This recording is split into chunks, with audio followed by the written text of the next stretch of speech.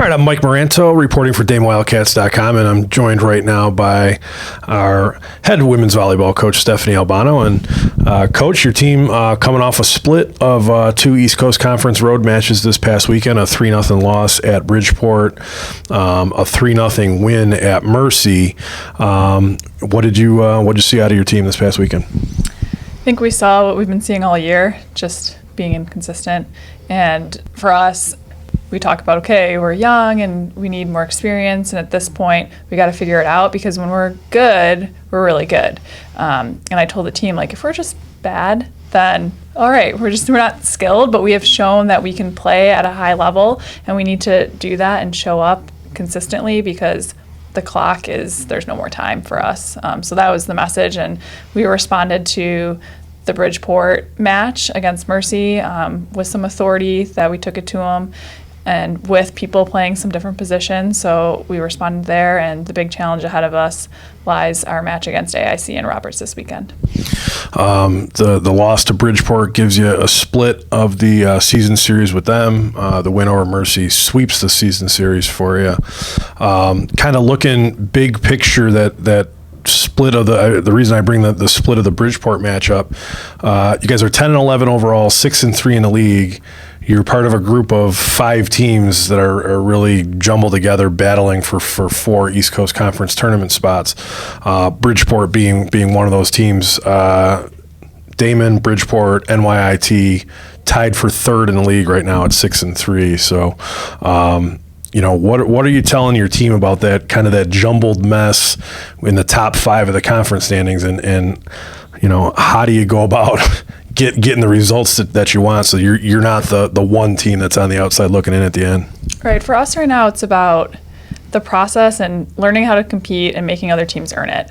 Like, I preach all the time, like, I don't really care about our win-loss record. I care about how we go about the win or the loss, and that's competing and making the other team earn it. And if they earn it, then, like, that's fun. Like, competing and working hard, like, that should be fun, and we're still trying to figure that out. And so at the end of the day, like, yeah, we're right in this mix, and we have to play every match. Like, there's someone standing right there next to us willing to take that shot, and we got to make sure that we get it done and we compete in a way that our team knows how to compete consistently. So I think we have something to prove more or less to ourselves, and this team to be like, hey, we can do this and we can compete. And at the end of the day, we can look back, whether we're in the top 4 or not, that we gave it everything we had this year. So that's really what we're looking for out of this team. Individually, we've talked a lot about certain players on your team that have been playing big roles, Meg Ballou and Courtney Scanlon and Katie McCrell and what have you. One of the players that we haven't talked a whole lot about is Jen Harritz, and she got East Coast Conference Rookie of the Week honors. She averaged 3.4 kills per set in the 2 matches this past weekend. Had 11 kills in the win over Mercy. Second time that she's been East Coast Conference Rookie of the Week, but she seems to be doing a little bit unheralded. So what'd you see out of Jen? Jen's just always been showing up and doing her job and the most focused for our team. Like, every day in practice, she's focused. Like, what you're getting out of her. So she is the one person on our team right now that I would say is the most reliable from that standpoint, because she just is right here all the time, like even Steven. So I was really proud of her performance against Bridgeport, and then against Mercy, we started her on the right side, and she normally plays in the middle, and she got it done there. Then we moved her to the outside, just trying to see what she can produce for us at the pin, and she did a really nice job in both those spots, not really having practiced it a lot, but again, she just goes in and she does her job, and she understands volleyball, and she's just a great steady force on the court. 11 kills, and I think just 1 error. So she was her hitting percentage was over 400 in the Mercy match. So, kind of looking at the group of freshmen as a whole. Excuse me. Jen is one of 6 that you have that's really contributing for you right now, along with the Georgia Wicker, who was East Coast Conference Rookie of the Week the previous week. Allie Greenwood's been playing back row for you all year, and then some attacking players as well. Allison Post, Abby Francis working back. She's been come back from an injury. Tirza Peters, same thing. So what do you tell those freshmen? They got 21 matches now under their belts. And again, they're all really contributing members of the team at this point. What are you telling them?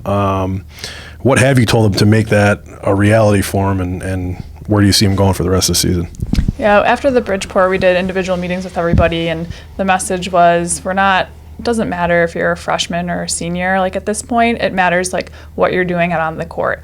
And leading up to this weekend, we talked about our mindset and how we just need to start doing.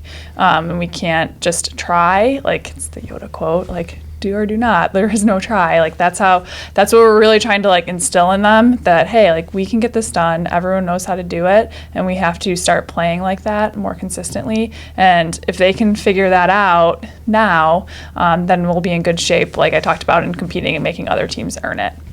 I think Bears repeating just one senior on this team, so you guys are right in the thick of a conference tournament hunt, and we'll have quite a few players coming back next year as well. So, like you said, trust the process, right? That's the new cliche in sports, and that's what you're doing. Just looking ahead to this weekend. Tri-match here on Saturday. Starts at 3:30. The first match is a rematch of the East Region Finals from the NCAA tournament last year, with American International coming in. It's a non-league game. They'll come in at 14-9 overall, 7-2 in the Northeast 10 Conference, so right at the top of their league. So that they'll present quite a bit of challenges, and then a league match to end the night, 7:30 p.m. against longtime rival Roberts Wesleyan. So, what do you got? What are you looking for this weekend? So I think it's just repeating what I've said. We just got to go out and compete, and AIC will be a good match for us against a good team, and what team is going to show up and be like, this is the team we want to be for the remaining of the year. And so I think for us, it's the approach that we're taking, and we're going to go out and fight against them. And then Roberts, they're coming here, and we can't take them for granted. Like, they have some nice pieces. They're very young too. So we need to go out and we need to control our side, make every point earned. So that's our main focus, one thing at a time. Roberts has had a really tough season up until this point. Is there any extra pressure on your team, again, because of the standings? The team that ends up being on the outside looking in is probably going to be the team that drops a match to one of the teams that's in the bottom half of the league right now. So does that put any extra pressure on your team? I don't necessarily know if we're viewing it that way, or anyone on our team is viewing it that way. For us, we know what we can control, and we know what good volleyball looks like when we take care of the ball. So like, that's really our emphasis. And obviously all of these teams, they're still searching to figure out, like, yes, like we want to knock someone off and like crush their playoff hopes, like totally get that. But for us, I think we're in a spot where we should be able to take care of business. And if we don't, then we probably don't deserve to be in the top four anyways. So I know this team can take care of business against Roberts and compete and work hard. Now, along with the two matches this weekend, it's obviously Halloween time, so we got a nice little Halloween promotion running at both matches. So you want to go into a little bit more detail about what we have going on? Sure. At our 3:30 match, we're going to do a Halloween bash for kids, mostly school-age kids, so anyone 12 and under with a costume gets in for free. There'll be trick-or-treating after the match with our players, and that's sponsored by our SAC group, so that should be really fun. And then for our 7:30 match, all of the students out there, come wear your costume. Same thing, we'll do a little costume contest and come out to our match before you head out for some Halloween parties afterwards. There you have it. So kids 12 and under for the 3:30 match, come on out, wear your costumes, get some candy, watch some NCAA Division II volleyball, and then for all the Damon students out there, costume contest for the 7:30 match against Roberts Wesleyan. So hope to see many people here in their costumes. I haven't quite figured out what I'm going to wear yet, but I know my twin boys are coming in their monkey costumes. So, nice.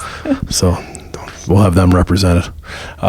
Coach, we wish you the best of luck, and as always, we'll have you covered with all the information you need at DamoWildcats.com.